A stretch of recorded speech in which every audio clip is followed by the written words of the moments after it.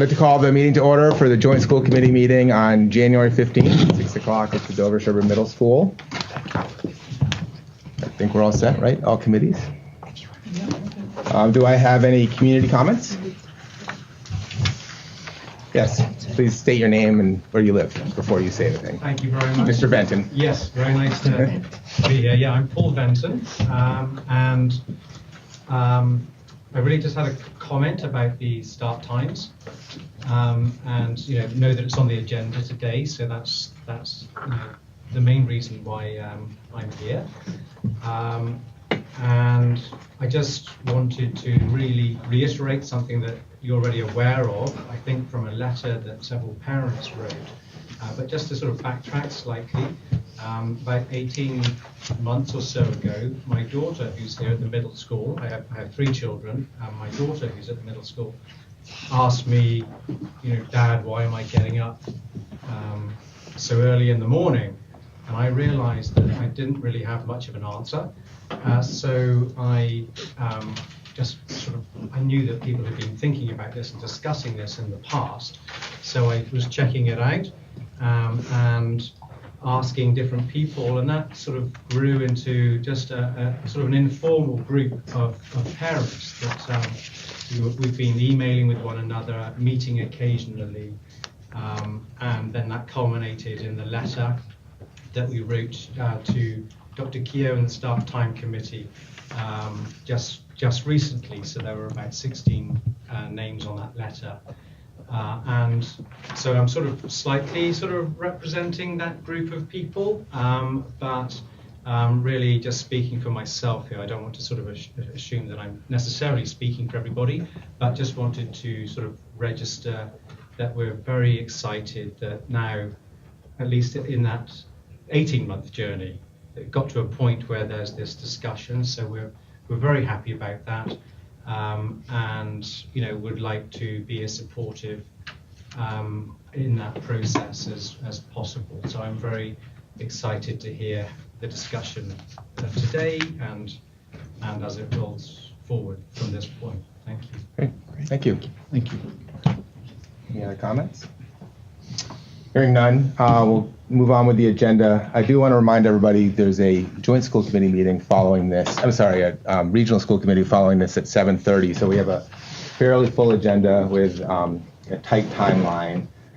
So I'll just sort of keep us hopefully on point the best we can. The next item on the agenda is our special education programming that Andrew will start.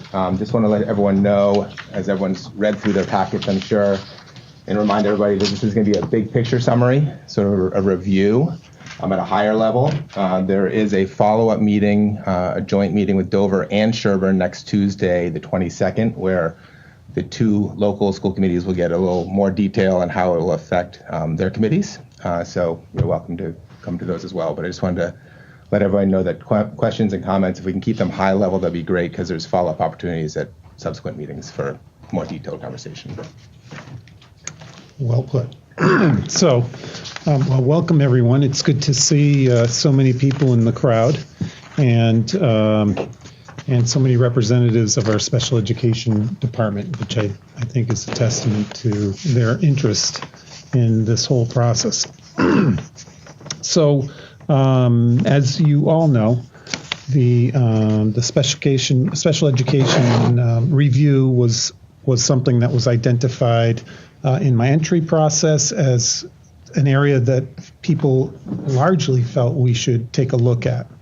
And we were fortunate enough to secure the services of Dorsey Yearly, a very experienced special education administrator and former teacher, as well as Debbie Levine, who worked with her, who was also special education administrator.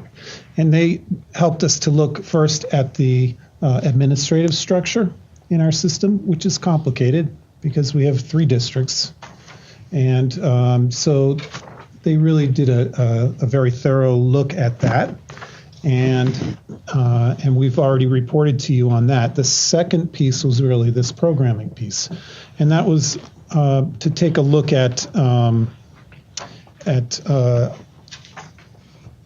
our programs and our kind of systems that are in place for the delivery of these very important services. So, as Henry said, I really want to give a big picture overview. That's not to gloss over, but to really just hit the big salient points.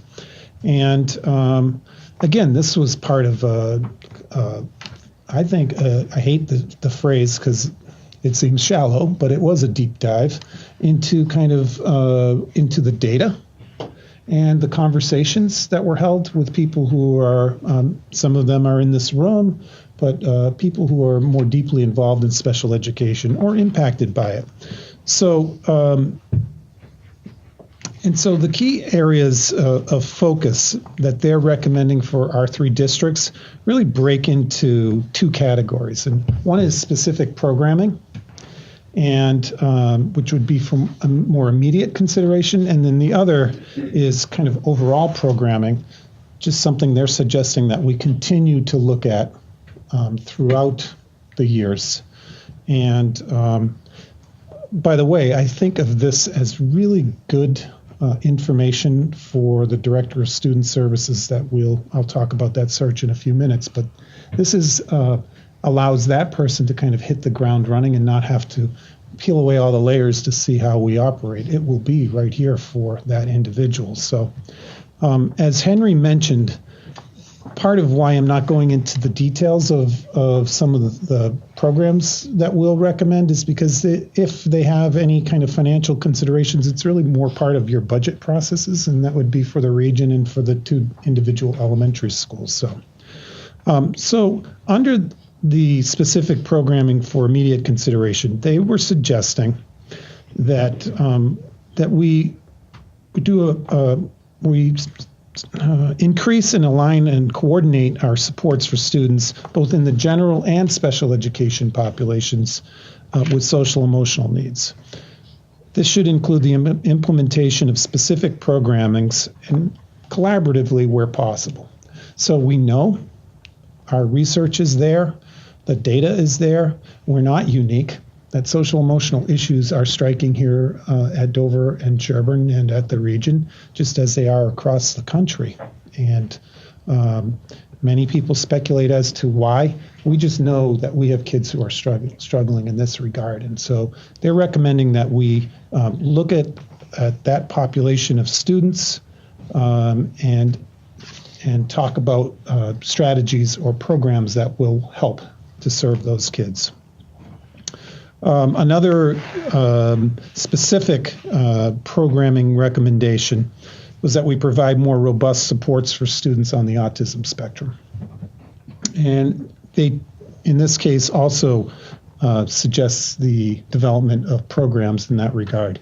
So these 2 areas, if you looked at the data, which they did and they pointed out for us, are areas where we see our largest populations of students leaving the district.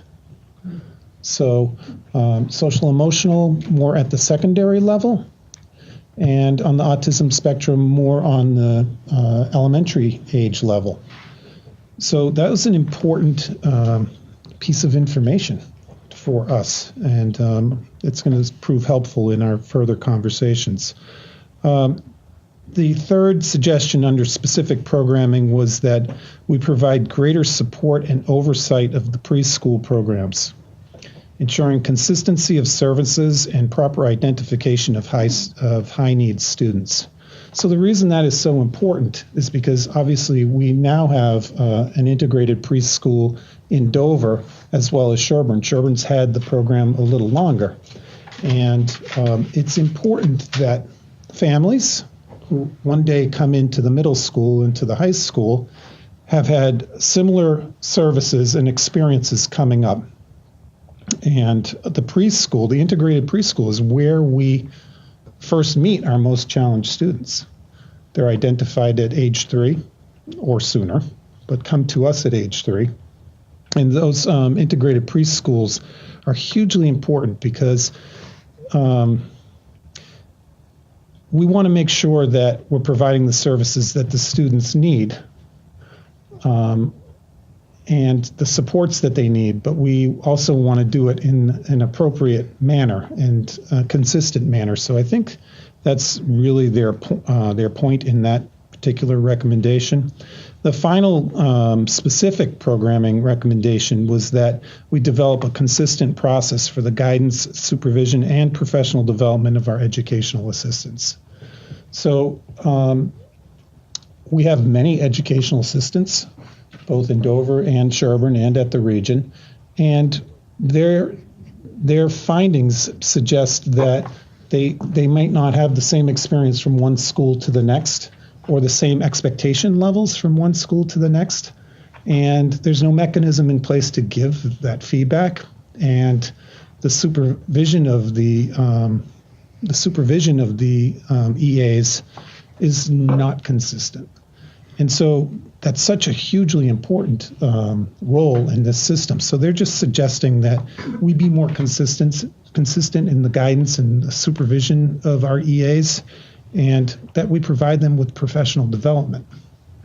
So that, for example, an EA is really an integral part of the learning process and has a very deliberate role as opposed to just supporting and checking in on kids. So there's a lot of opportunity there, and that was one of their suggestions. Then in terms of overall programming, that we develop consistent practices for all aspects of the IEP process across all 3 districts. Again, this is a consistency issue.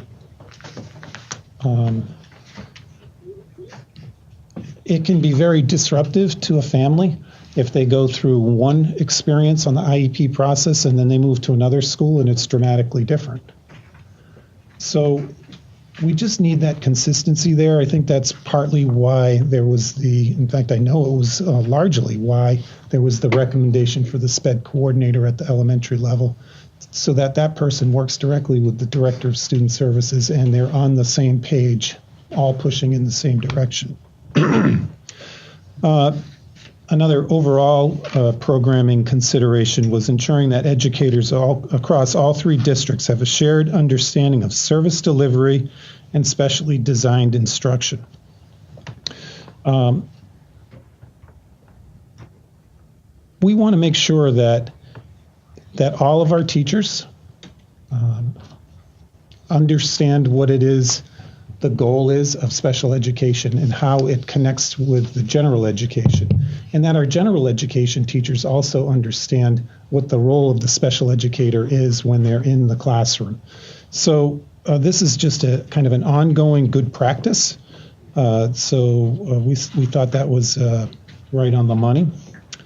They suggested conducting a more detailed review of the occupational therapy services model, including a self-study within the department and the use of a consultant with expertise in school-based occupational therapy.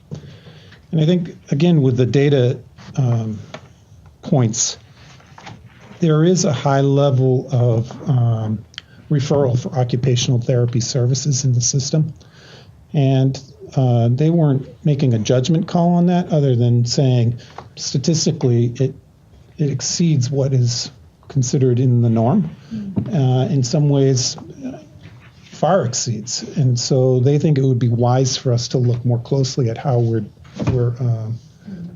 assigning students for occupational therapy services, and really look at, the kind of the ideal school-based model. So we thought that was a good suggestion. And then finally, under overall programming, increasing opportunities for meaningful general education / special education collaboration. Our teaching staff in this system is excellent. These are highly qualified professional people. We want to make sure that that the special education and general education never part ways, because they can't be working in silos. We all know that. It doesn't work for a general education to say, that's not my problem, that's special education. These are 2 very, very integrated programs. So we want to make sure that we continue to provide our gen ed and special ed teachers opportunities to talk and communicate, so that the general education teacher fully understands what the child with special needs issues are, and that they can provide that support in the gen ed setting with also the support of the special educators. So that's the collaboration piece. So if you think about these things, they're talking about consistency, they're talking about communication, they're talking about collaboration, they're talking about alignment, and they're talking about really making sure that we're providing the programming that our students need. So as we've mentioned, really the next step in this process would be discussion with your individual committees. And we are having that joint meeting because one of their recommendations is actually at the elementary level that we coordinate some of these programs, potentially for students with significant social emotional issues, and particularly for kids on the autism spectrum disorder. So we'll talk about that in more depth at the elementary school joint meeting, but that's they're highlighting something that is in part a function of us being multiple districts, that Dover and Sherborn have such small cohorts of these populations of students that individually it's pretty tough to start a program if there's only going to be 1 or 2 or 3 kids depending on the year. But collectively, with the 2 schools together, we could in fact develop some programs that that could be shared. So that's pretty much the big picture overview. I just want to emphasize again how much I appreciate the efforts of the consultants in really spending the time that they did in looking at our system, and all of the teachers who participated in the meetings. There were multiple meetings with teachers and with administrators and with parents, and a lot of people weighed in on this. So I want to thank everyone for participating in that. I also want to thank Debbie Dixon for her support as the interim director, kind of clarifying things for me that came out of this this report. Great. Thank you, Andrew.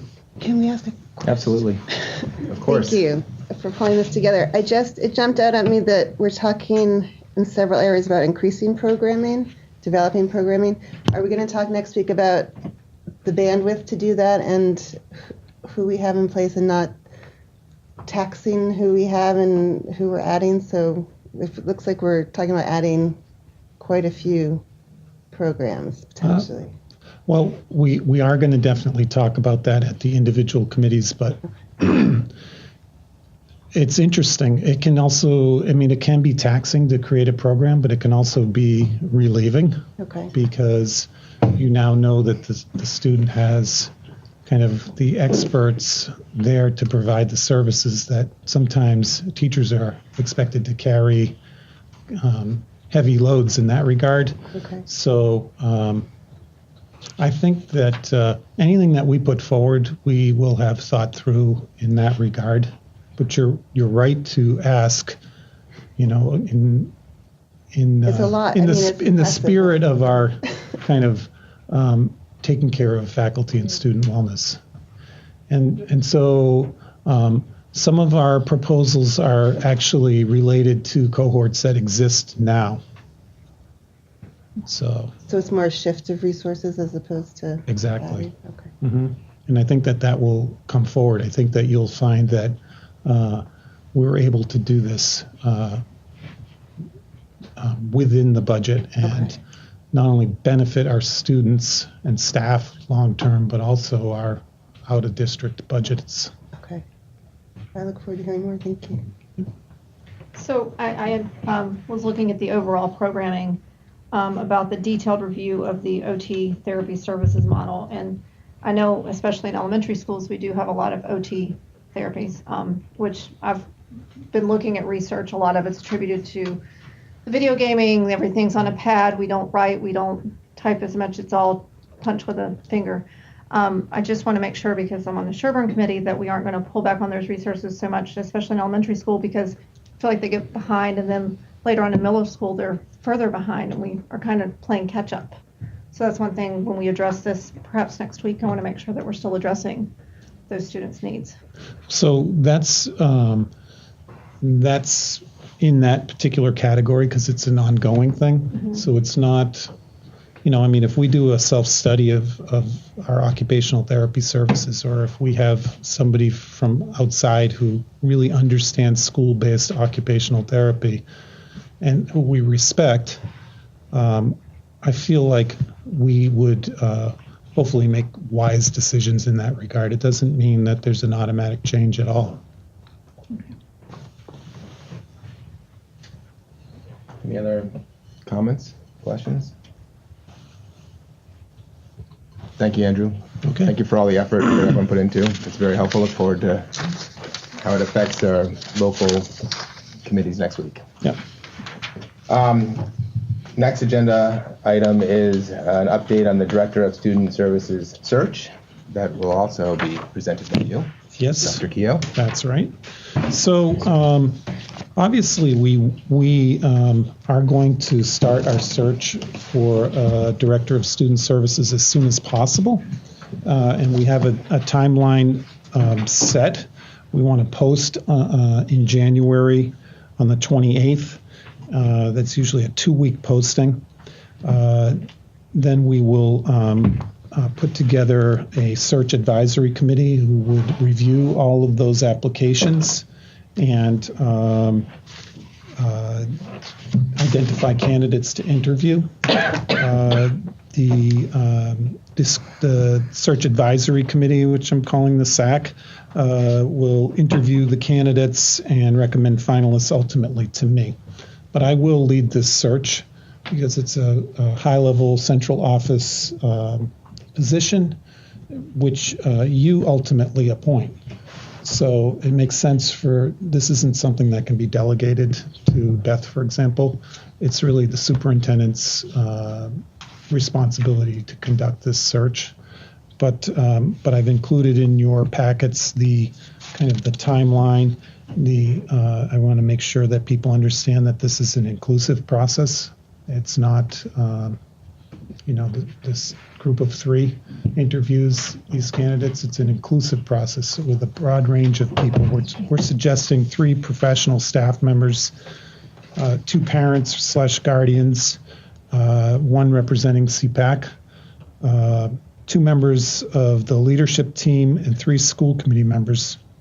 And it is not a 30-member committee, but it also has to be a committee that can come to resolution and consensus. So it's, I think, appropriately, it's the appropriate size with the right representation. The other important piece of this is that we're not going to post this salary, but I know in the past this came up. People were wondering what the salary was going to be. We're suggesting a range of 135 to 140, and we think that is competitive. So that's my recommendation in terms of the salary range.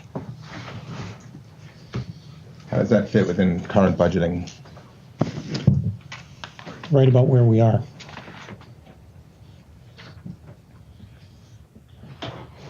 So we are in that range. The midpoint. Okay. For committee members from the school committees, or would you like, if anyone is interested, to reach out to their chairs? Yeah, I think that would be perfect. Best for you? Yeah. And then you mentioned here about following the timing to make yourself available for meetings, for interviews and whatnot. That's a key, important for you too. Yes. When you're considering to be part of the committee. Mm-hmm. The other thing that I forgot to mention, Henry, if I could, is that when the candidates come out to the district, we will set up opportunities for others outside of the committee to come and meet the candidates. So similar to what we did when Debbie Dixon came, we had a number of different sessions set up so that different stakeholders could meet the candidates. So I'm excited about this. I think it's actually a very attractive position because of the fact that there's a special ed coordinator at the elementary level providing so much support at that level. I think it's more attractive than a K-12 position, which is daunting. Will you be hiring for those after you hire the special services? Yes, so we want the director of student services in place. That's why we need that person in place as soon as possible, because he or she would then start the process of hiring their people. To say what would it be a July 1 start or would it be an earlier start? July 1. But would they be able to be part of the interviews? Like, you're not going to wait till July 1 to hire this special ed coordinator? No, we would build our schedule in such a way that this person could participate in that process, actually similar to what we did when Ms. McCoy was hired. When you were trying. Yeah. Awesome. Thank you. Usually, if somebody's leaving a system, there are accommodations made, and it's acknowledged that they kind of have a foot in two worlds. It's a big ask, but it's definitely doable. And Andrew, one question on when the candidates come back to the school committee. Is that at a school committee meeting So, for interviews 2 in one night kind of thing? I think so that's it wasn't how we've- it wasn't for the interim, but I'm open to that possibility. I think that's how we've done significant positions like this in the past. As opposed to And it interim. allows the public to be there if they can't be there during the day. Mhm. So a joint meeting? It's been, yep, in the past, yep. That's a good point. Okay, good idea. So can I also just say that, yeah, that's how we've done it in the past, but also just a heads up that the week of March 12th is show week for the high school musical. So everyone will be here. Everyone will be here, so it may be hard to get a quorum, at least from the region, for those meetings. Potentially. That depends on how things go. Depends on how things, well, it depends on when, right? If Their that's schedule. their schedule, and if that's when it happens, just sort of a heads up. I mean, this is just a recommendation if there's shifts in the schedule. Right. That's Obviously, we want to do the best we can in the amount of time that we have, but if things need to shift, that's fine. right. But the goal is It's to a heads up. Yep. The goal is to get this done quickly Yeah. and kind of try and get out ahead of the curve. And then as a reminder, the committee would, after all, gathering all the data, you would make the recommendation to the committee that we would then have action on, correct? This point of process. Thank you. Any other questions? Yeah, Andrew, can I just ask a question on, I know you don't have your reliable crystal ball, but I know if you could maybe just share in your experience that some positions that we've seen in the last 5 or 6 years that we tried out, some can be attract a very deep pool, some perhaps tend to attract thinner pools. So I'd love if there's any sort of nuggets you can share from your experience on what you might expect in terms of depth for this. And then the second question would be, obviously we'll get a range of resumes through with a range of experiences. But if you were to share the sort of 2 or 3 most common backgrounds that you'd expect to come flying in through the email for this, would you expect it to be someone already doing this job, or you outside a different district, or if it was a reach candidate, like a rising star, what might their current couple of jobs have been? Well, that second question is the tougher one. The depth of the pool is that's always a challenge right now for the upper level administrative positions. I mean, from the superintendent search, we know from the interim search. In fact, due to the shallow nature of that pool, we were able to secure Debbie Dixon for the year and get a waiver as a retiree. I think Debbie can probably speak as the lone director of special education in the room, can probably speak more fully to what kind of people we will attract. But I will say this in response to your other question, Adrian, about what we're looking for. We're always very interested in the person's experiences. We're very interested in the person's education. So we care very much about where they came from. Will they connect at Dover-Sherborn? Will they understand Dover-Sherborn? Will they? So their experiences are big in that regard. Do they have high-level administrative experience? Are they on the cusp of being ready for high-level administrative experience? Those are all things that are really difficult to answer. Right. It's the decision, for example, that a school committee makes when they decide to go for a superintendent who may not have central office experience. And I think it creates a lot of undue anxiety, frankly, having been a principal applying for superintendent jobs and skipping over the assistant superintendent job. And now that I am a superintendent, I think I was right in my interviews when I said I was prepared as a high school principal for the kind of the tasks that come with being a superintendent. That was great preparation, but it's not exact. So, but we would definitely be looking for people with administrative experience. The larger focus of this person is going to be around special education, but the guidance experience would be very helpful because there is that component. Right. People who've had experiences working with these kinds of programs that we're talking about, with the social emotional kinds of challenges, would be attractive to me when I'm looking at candidates. Debbie, do you have any input on this? The only thing that I would add, two things. One would be someone who shares the same belief system and approach and philosophy around children and learning and special education. And secondly, I think it would be important to have somebody with supervision and evaluation experience to support the teachers better.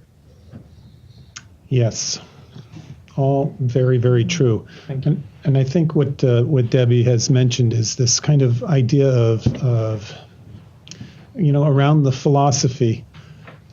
For me, as a former special educator, I really buy into the law, but I especially buy into the component of least restrictive environment.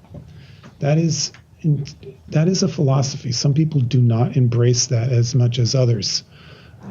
What it means is that I will do everything I can to keep my special education students as close and entwined with the general education population as possible.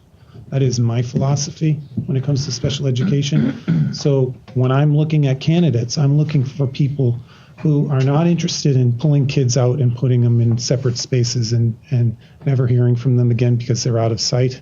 Actually, just the opposite. Looking for people who understand the benefits and the effectiveness of inclusion. And those benefits go far beyond just the student who's being included. They impact your whole culture. When you have an inclusive system, it impacts everyone. This is the We Are DS, so this is very much woven into it. So we will be looking for people who connect with that. And there should be, if I don't ask them, I hope others will, questions about that and how they would see their work as tying into that. It'd be nice to see if they come up with connections on their own without us having to spell it out. Thank you.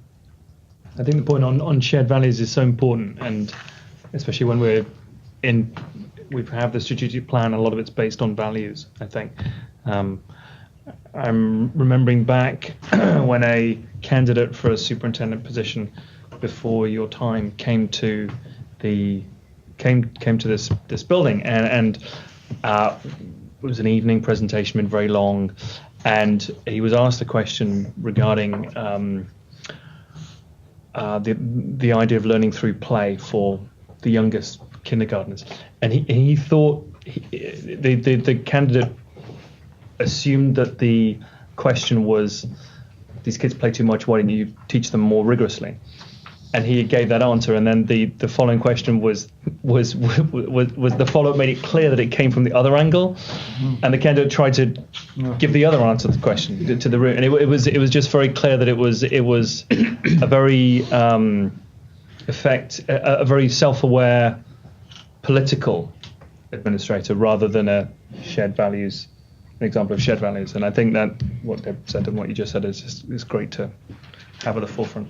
We were just talking actually about that conversation with that we would like to have with our leadership team as we look at kind of the hiring season, not because we're adding all sorts of positions, but because we want to be on the same page. And we do have people come and go, and we will definitely be hiring in the spring or sooner if possible. But we want to be sure that we're asking the questions that get at those points. So, for example, when I was a principal, I used to ask teaching candidates, so describe your ideal school. What kinds of things would I see happening there? And I would expect them to tell me that kids feel loved. There's an atmosphere of a climate of care, which we have established and want to maintain. And, there are ways to get at those things. Don't give away all your answers. Yeah. Good Great. point. Well, thank you. Okay.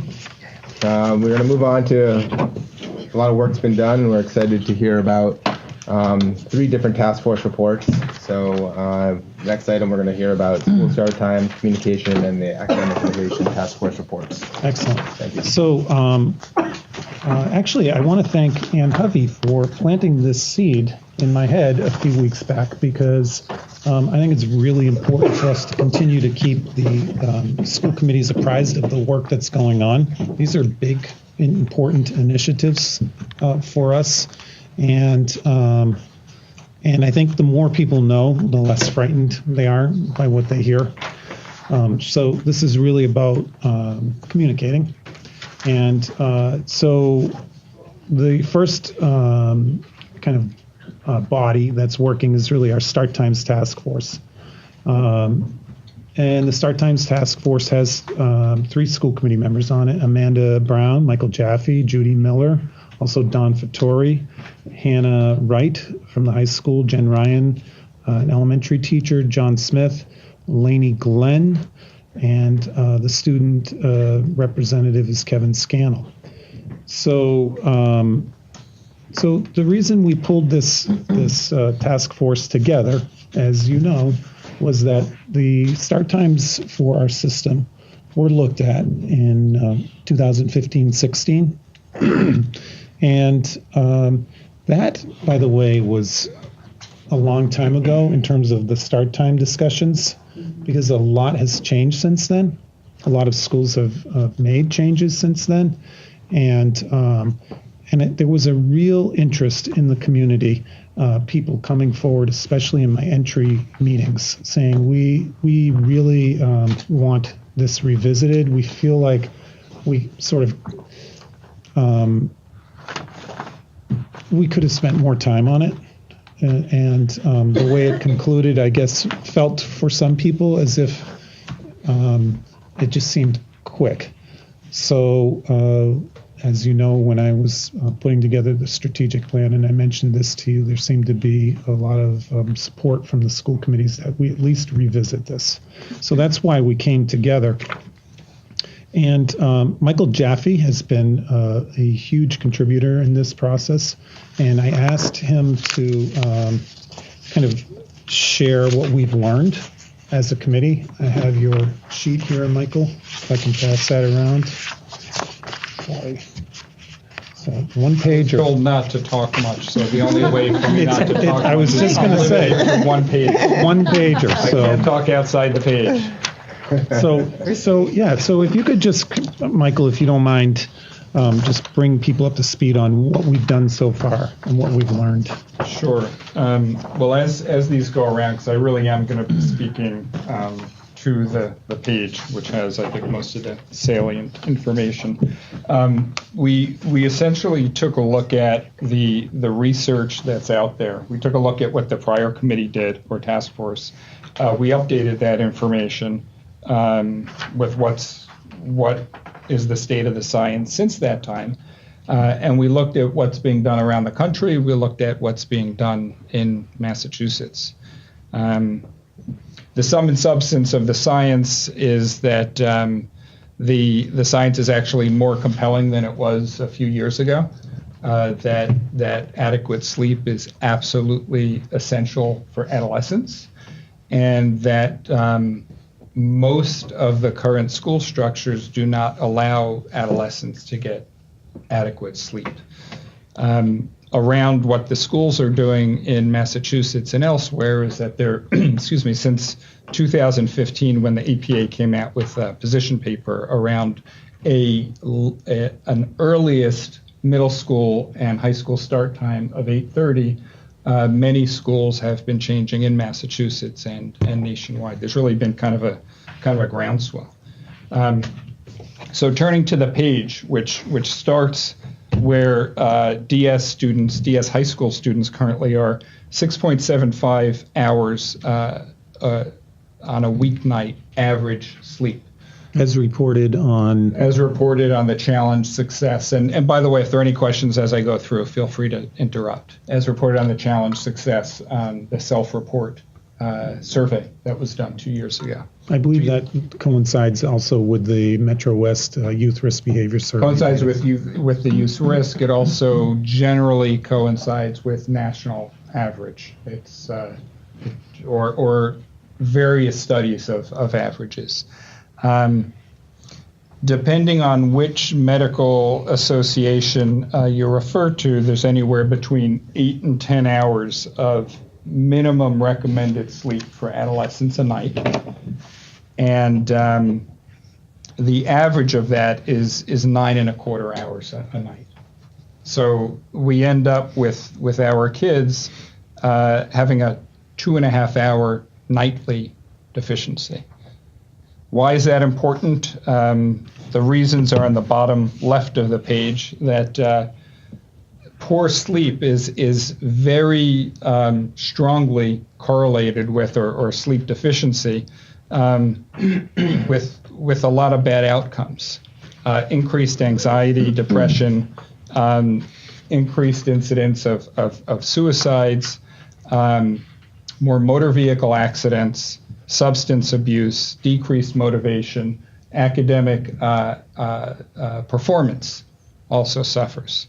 The way we're currently set up at DS, it is not really possible for our kids to get that necessary sleep because adolescents don't get to sleep until around 11 o'clock.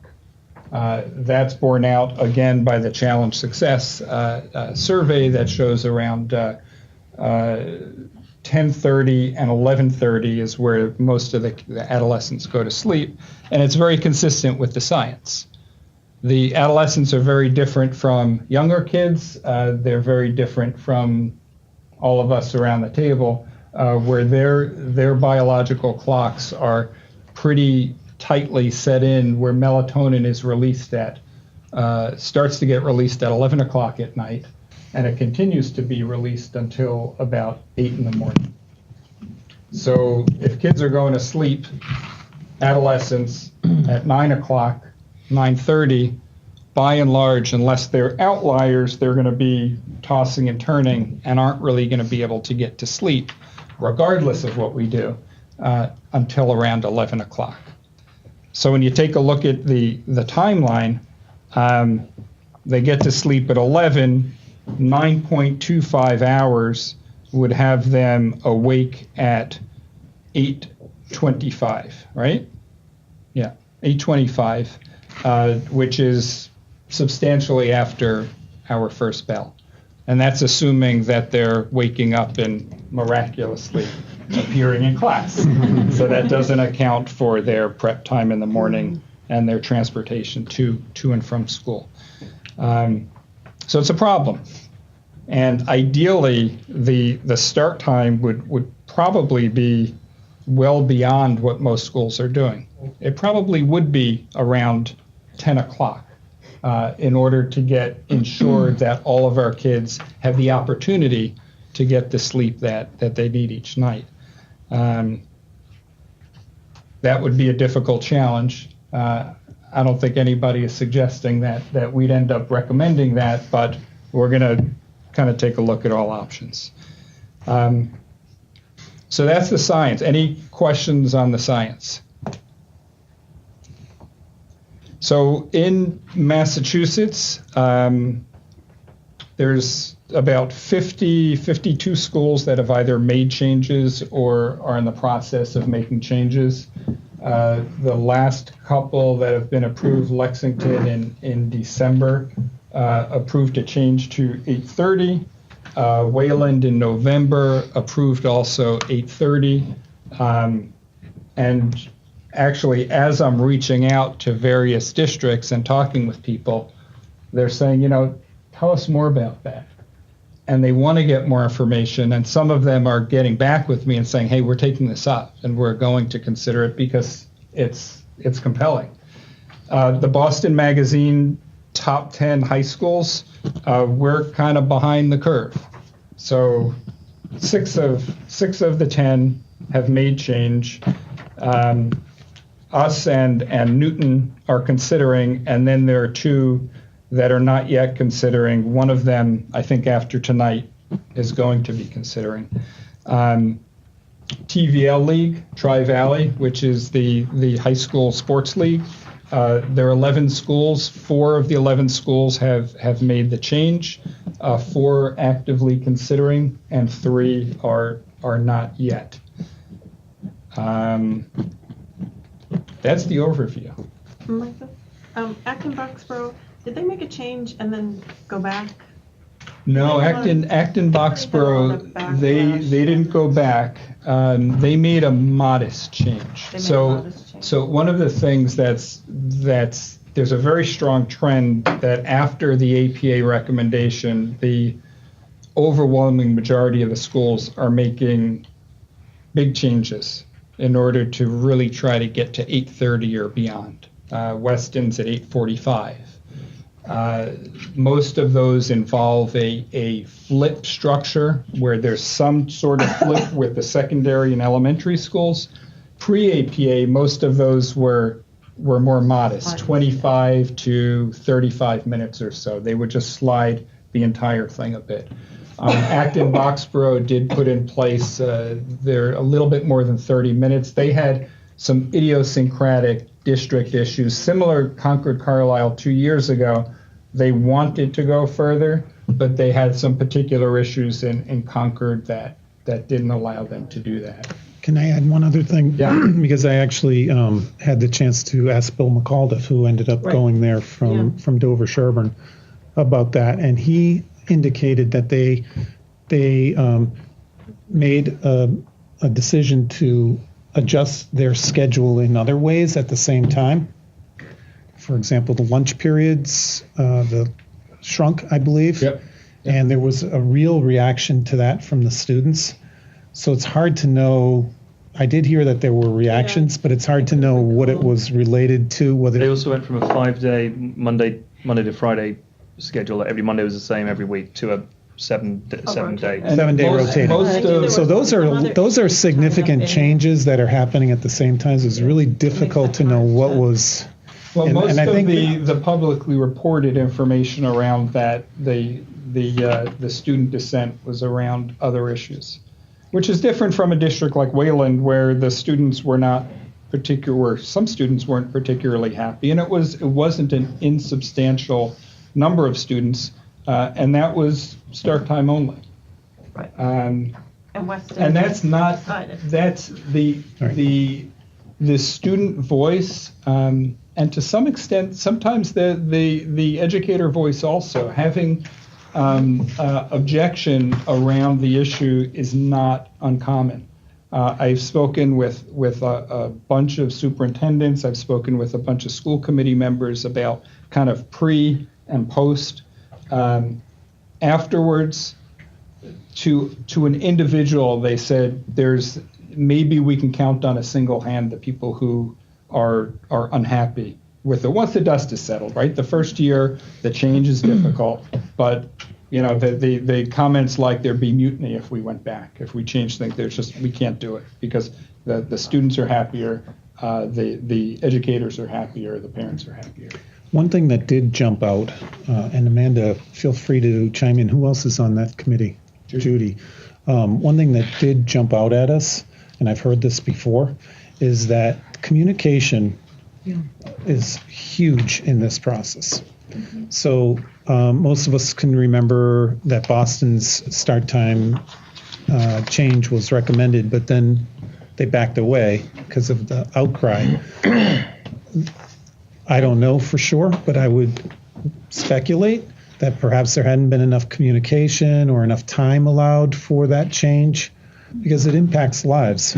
So if you're making a radical change in March, but people are planning for daycare and they've missed the window to make adjustments, then they're going to have a kind of an emotional reaction as opposed to kind of a practical, thought-out reaction. So that is something that we've heard. Another thing that we've heard is that people need to, there can't be enough communication, and I wanted to emphasize this, that we do have a school start time email address, and we have had at least 25 people write in to kind of give us their insights, and we expect to hear more as this progresses, because we expect to kind of in the next phase of this continue to have opportunities for people to weigh in, share what we've learned with various groups around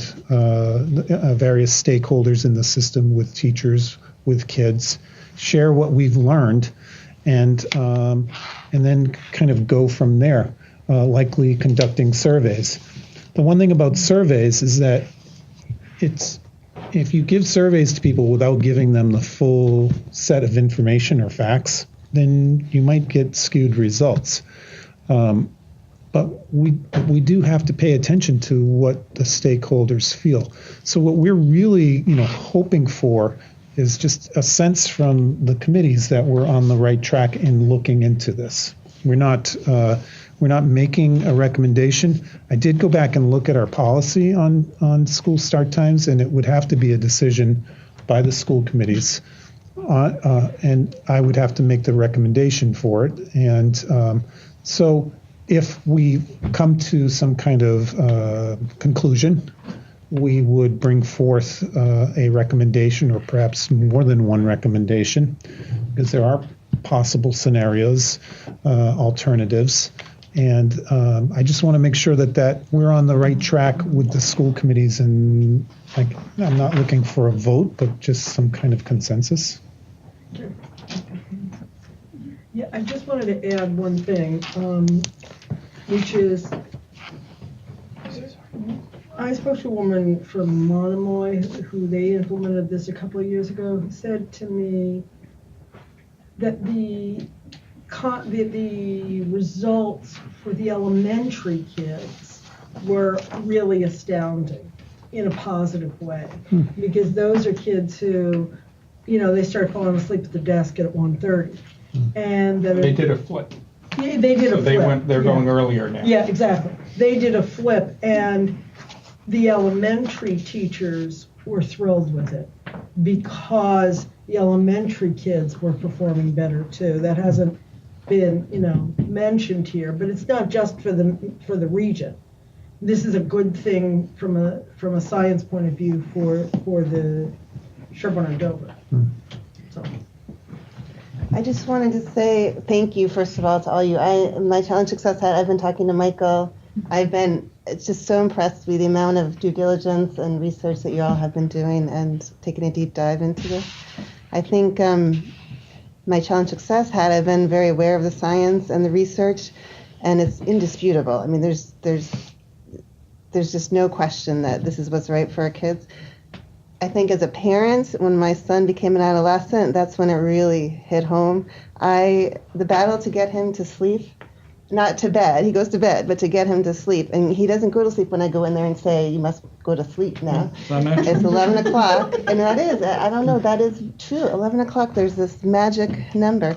And then to get him up in the morning, and this is not an overscheduled kid. This is a kid who we're pretty balanced with. So I feel really strongly that he would be healthier physically, emotionally, more centered, academically. 100% he would do better if he got more sleep. And he's just one normal kid in this district. So we're behind the curve, and I think 100% owe it to our students to do this and to give them the tools they need to succeed, because we're not helping them at this point.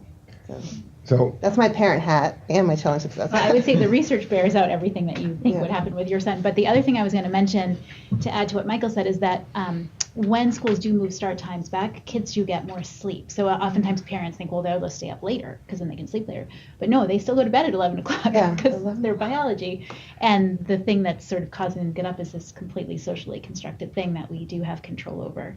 But the most recent research that I think we're aware of is from Seattle. Mm-hmm. So Seattle moved their high school start times back 55 minutes for the 2016-2017 school year, and found that kids on average got 34 more minutes of sleep a night, which is huge. It would push that 6.75 hours into the almost 8 range, moving toward 8 anyway. So I think that's important to point out, that it does work. Another advantage that, and there was a follow-on to that study, is the weekend gap of sleep is also, which is that there's a real detriment, and it's equivalent to jet lag when there's a gap between the wake times on weekends and the wake times on weekdays. And by changing the start times earlier, that gap shrinks. And it shrinks to a gap that's appropriate. And I think it's within 2 hours, is it? Where, anybody know? I think it might be within 2 hours or an hour and a half, yeah. So we did include in the packet the slideshow that contains a lot of research that was gathered by some of our subcommittees. And hopefully you've had a chance to look at it, but if you haven't, we should educate ourselves about this, because people will begin to ask questions. So quickly, if we're agreeing, I then have one thing to say that's okay. not necessarily an Then let's hear it. As I'm a mother who have lived with 2 high school students who follow the traditional schedule. Both of them would not have changed that for the world. Would even say that now, looking back and seeing what they're experiencing in college, what sleep is like at college, how that all changes. While they were here, expressed that change in the schedule meant that those other things in their day would be shifted to earlier, or it wouldn't necessarily add more sleep to their schedule. Now, being a mother of 2 children and having had 2 babies, I totally think sleep is, the key to happiness for everyone, yourself and your whole family. I also recognize that, you have 1 or 2 children who might be teenagers, you might have other children who are not, and, decisions you make for your family don't always rest on one child. So it is a big dilemma, not only for school systems, but for families and for parents, as they not only educate their children, but think about what are the passions of your children and what do they want to do outside of the hours that they're in the classroom.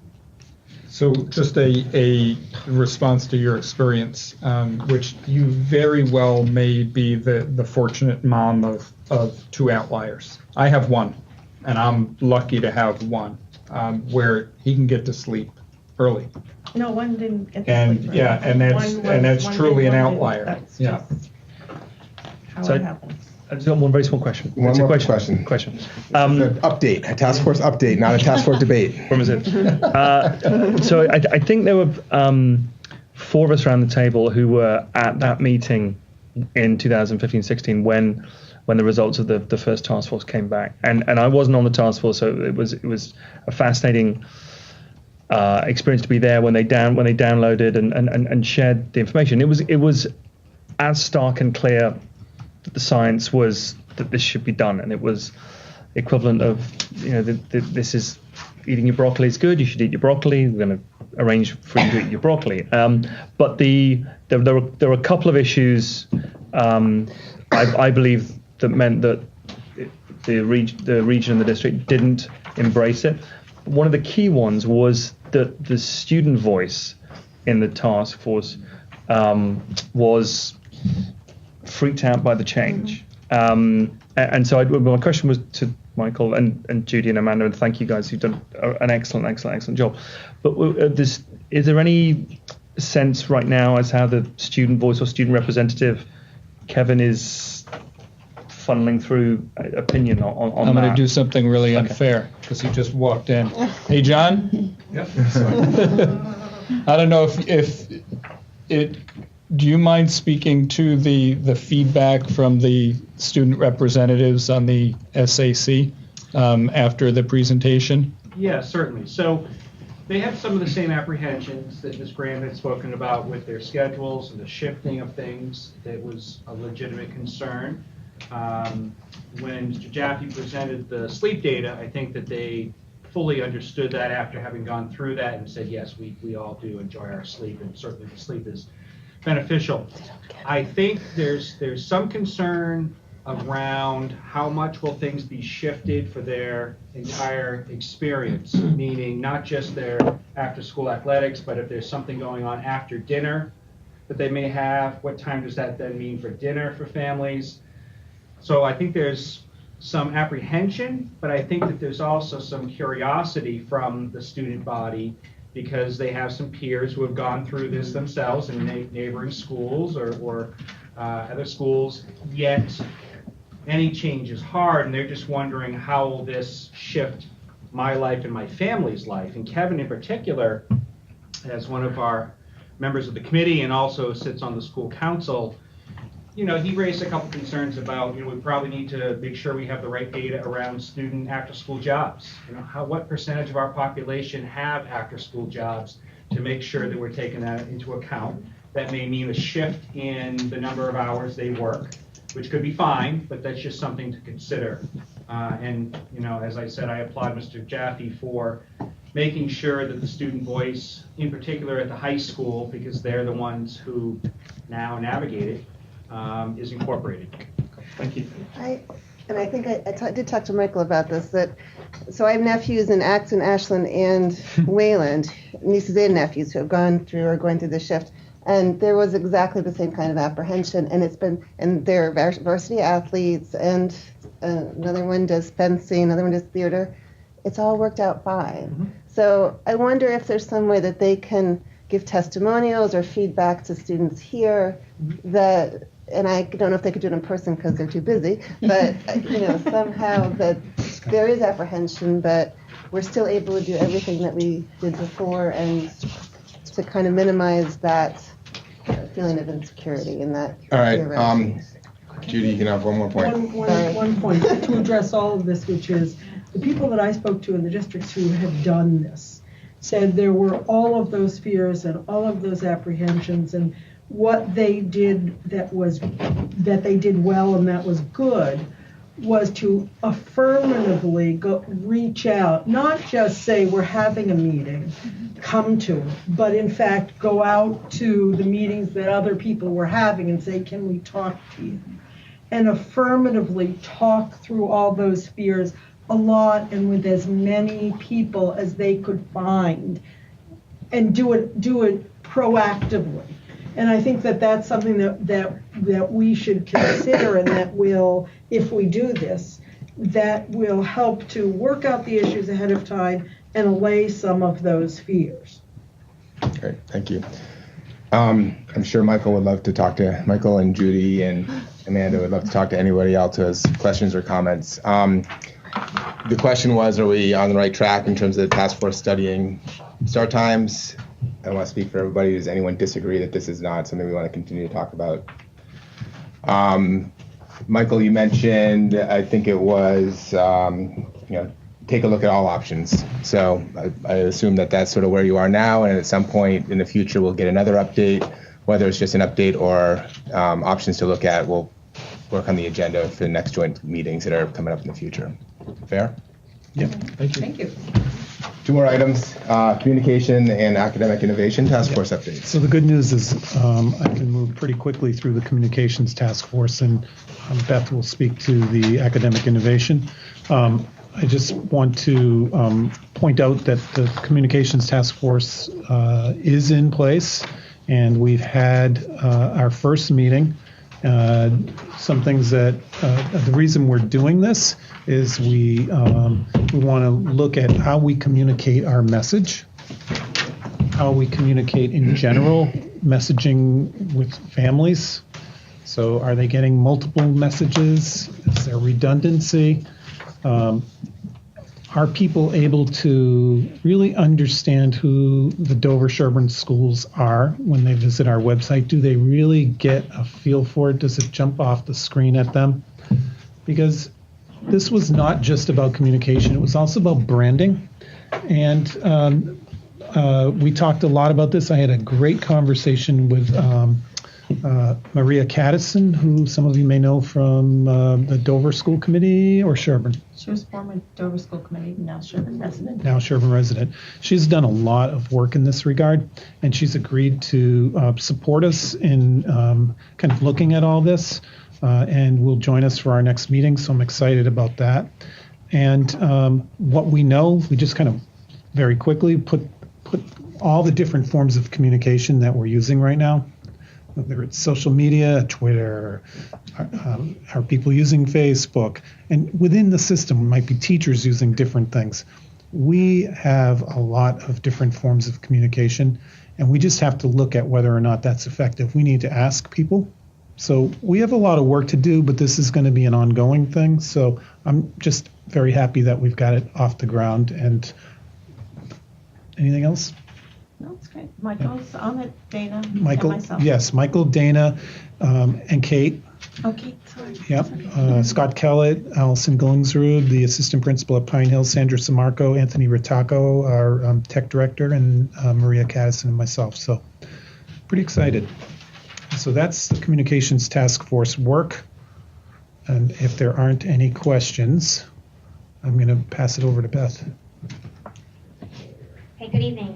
So the Academic Innovation Committee has been formed. There's roughly 50 members, which include administrators. Say 5-0. 5-0. Yes.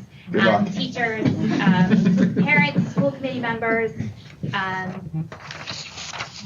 students. The reason for such a large committee is when you're talking about something like developing the end in mind, understanding by design, thinking of it, what it is that our graduates need to have. That's a really big decision for a community to make, for parents, for educators, for kids. So the idea is that if we can come to consensus around that, then we can really start to move and shift the way that we are providing the teaching and learning process in our schools. So the purpose, our big essential question is to find out what our graduates need in order to succeed in college, career, and life. And as we know, the world outside is changing rapidly. The world that we're living in now is very different than the world that we entered in as graduates ourselves. And we are preparing kids for technologies that don't exist, jobs that don't exist, with problems that we don't know exist yet. So it's kind of a scary front. So what we're looking to do is make sure that our kids are independent learners, curious, adaptable, creative, all of those things. So over the next 4 or 5 months, this group is going to be diving into research. We're looking at documentaries. Last week we viewed Most Likely to Succeed. Next week we're viewing Beyond Measure.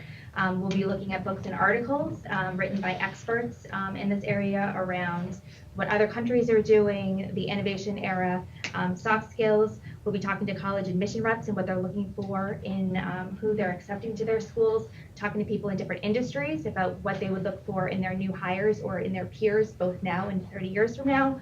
And I've also reached out to a number of recent Dover-Sherborn alumni to say, how is your transition? What advice do you have for us? What do we need to continue and what can we do differently? So we're synthesizing all that research. We're going to do, as Dr. Keogh said, a deep dive and then come to consensus about what it is, those soft skills that we want our graduates to have. So again, so far we've only seen Most Likely to Succeed either as a group or on Amazon. I know you've all watched it in your pajamas.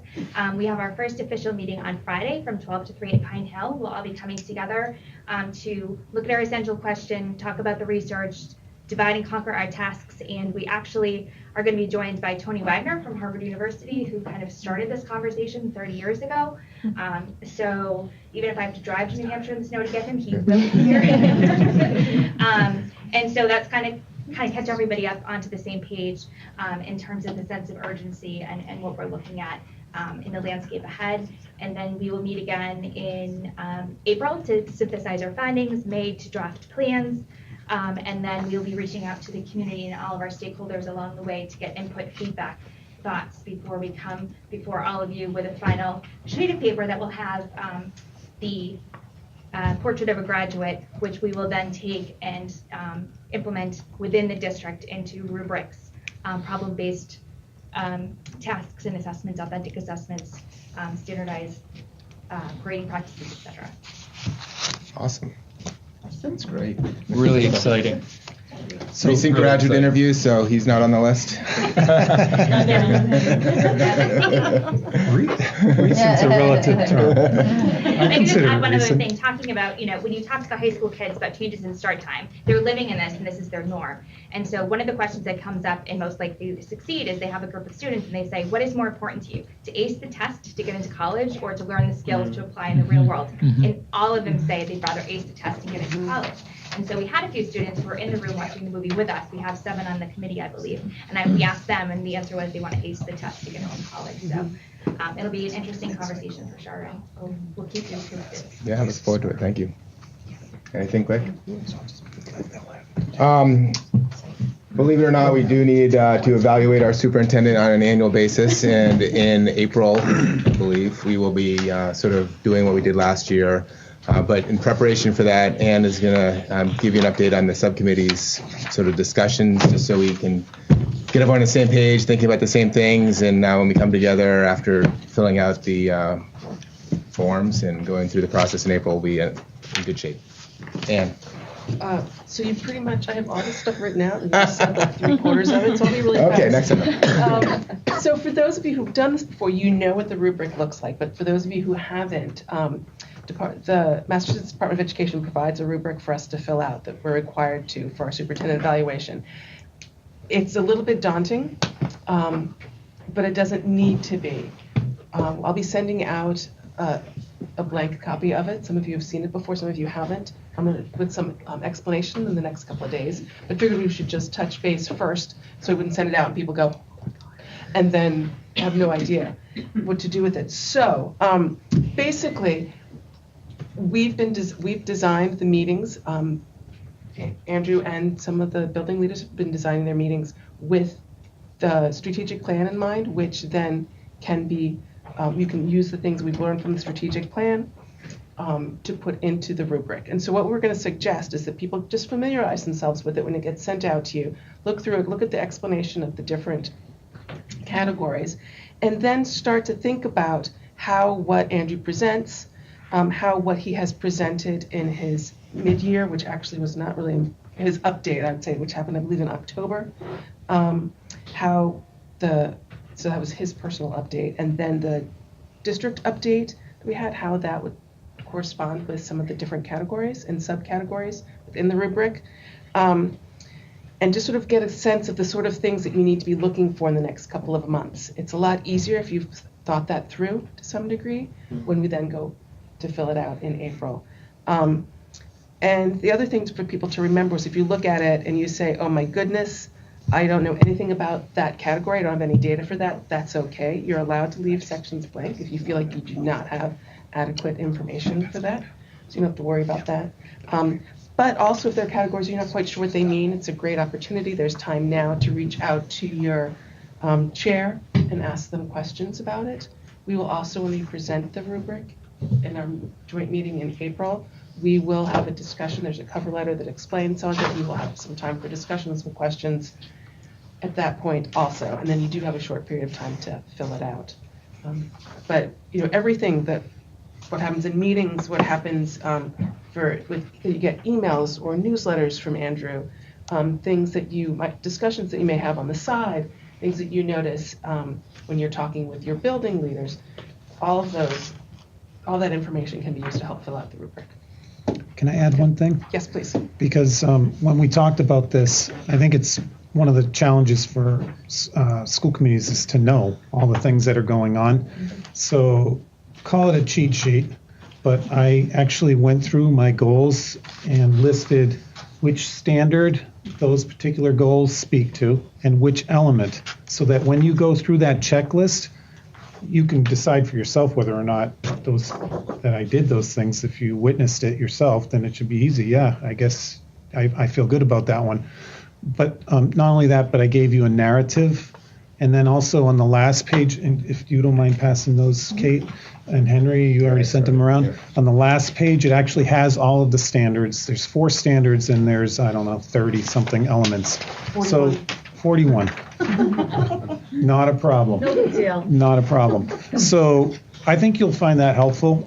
And I can try and upgrade that in the spring before you do your final things. So we are off cycle, as Ann said.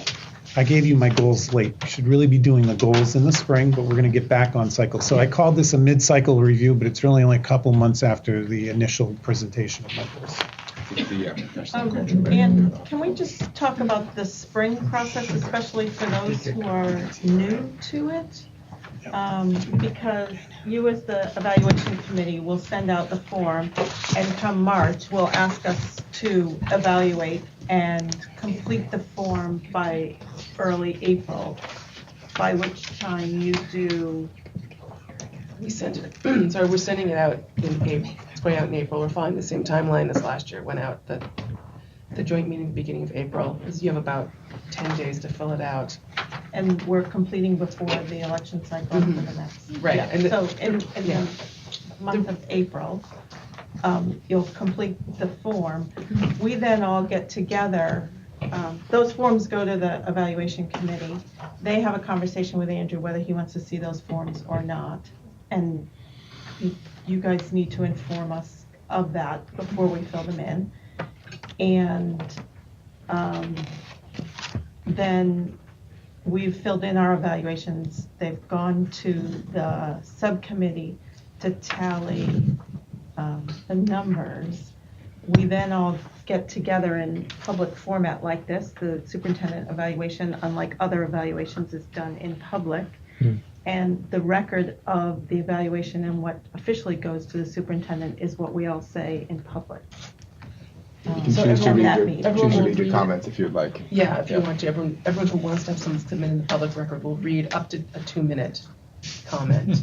Well, yeah. So that's hopefully less. 2 minutes. Hopefully less. Unless you're a filibuster. Right. Last year one went much longer. Yeah, so it is a relatively quick turnaround, and there is a chance there's some numbers, and then there's also some narrative that we write, and then a longer narrative to present publicly. But the narrative that's part of the superintendent's record is what we say at the open meeting. In all likelihood, and it'll all be explained in a memo, but sometimes it's easier if you've heard it before you get the memo. And in all likelihood, it's not on our schedule, but the meeting when we would have the opportunity to speak and enter into public record will be probably May 7th. I think it was May. It was in May. Yes. Yep. I think to follow the schedule from last year, I think the 7th was the date, but we'll make sure everyone has it on their calendar and can respond that it's acceptable before May for sure. But before the election. Before the elections, right before the elections. So we'll definitely have that. We'll have to add a meeting for that. We'll also have to add meetings in March for the Director of Student Services, so we've got some additional ones coming up. Thank you for briefing us now, though, and Andrew, thank you for that cheat sheet, because I think it you could helps a get lot. started. Well, I don't know, get started, but you could have a sense.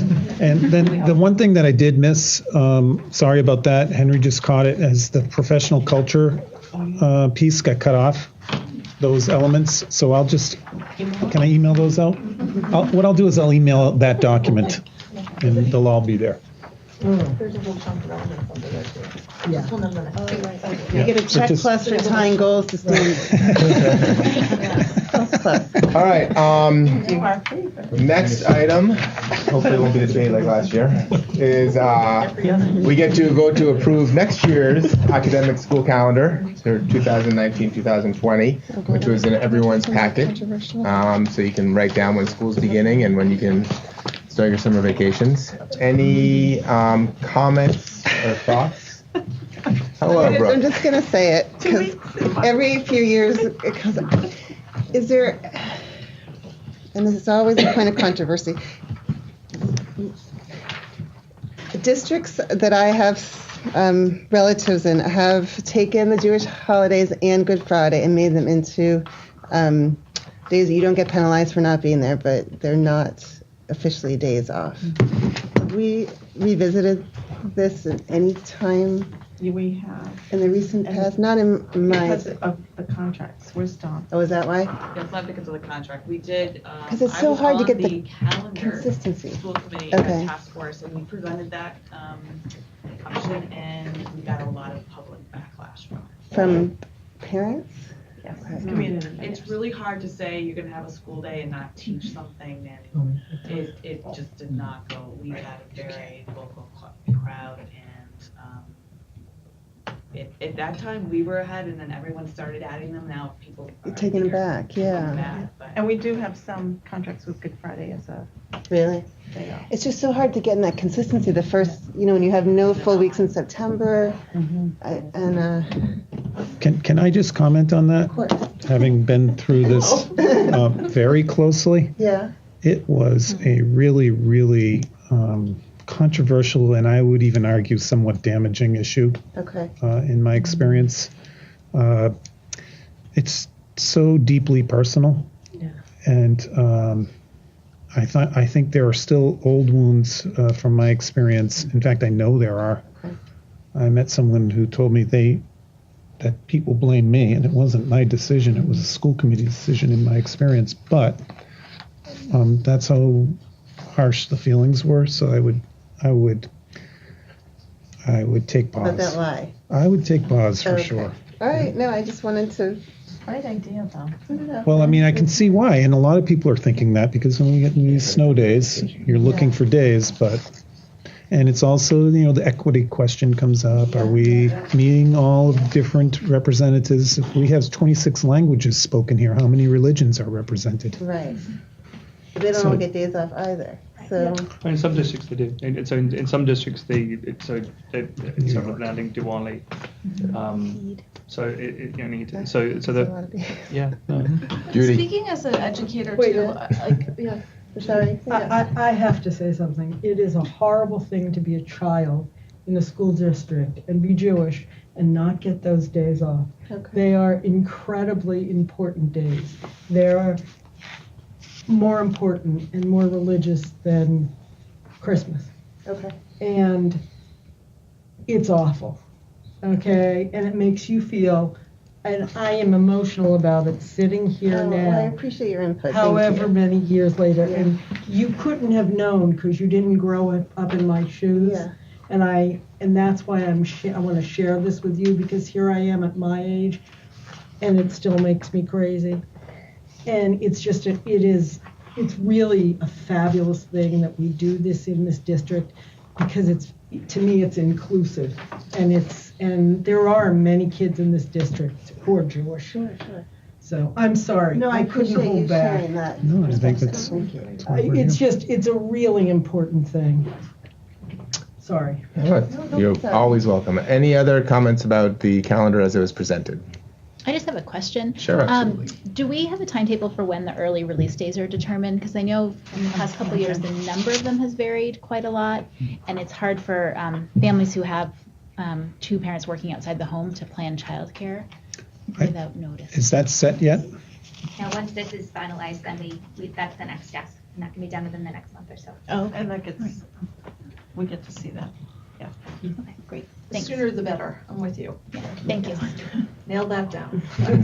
But there are actually fewer. You cut back as a system, I think, before I came. Yep. Okay, I would like to make a vote. Do I have a motion in Dover to accept the calendar as presented in our packet for the 2019-20 school year? Do I hear a second? The region, do I hear a motion? So moved. Second? Second. Great. For Sherborn, do I hear a motion? So moved. Dover, any discussion? All in favor? Can I just Yes, discussion, of course. just say one thing, and perhaps just for Andrew and administration for future years, it'd be lovely to know that the community changes over the period of years. If there are a sufficient size community for whom different days are important, like Diwali or Eid, or the Lunar New Year. I don't know the composition of the community and how it's changed, but it might be something in future years, if you know from student family surveys or from data, and can come back to say, actually, this wasn't the case 5 years ago, but now we really should consider X, Y, Z for inclusion. Great. Great comment. Thank you. Any other comments from Dover? Do I have a vote? All in favor? Thank you. The region, any discussion? All right, all in favor? Opposed? Thank you. Sherborn, any discussion? All in favor? Opposed? Great. And then we have our consent agenda for approval of the October 23rd and December 4th minutes. Is there any additions, revisions, omissions? Great. In Dover, do I have a motion to approve the minutes for the October 23rd and December 4th meeting as presented in our packet? So moved. Second? Thank you. Region, so moved. Second? Sherborn? So moved. Second. Dover discussion? Do I have a vote? Thank you. Region discussion? All in favor? Sherborn discussion? All in favor? And then finally, we have communications in your packet also for the Accept and Tech annual reports. And it's for your reading after you watch the video that Beth talked about. Great. Call for an adjournment. Adjourn. Thank you.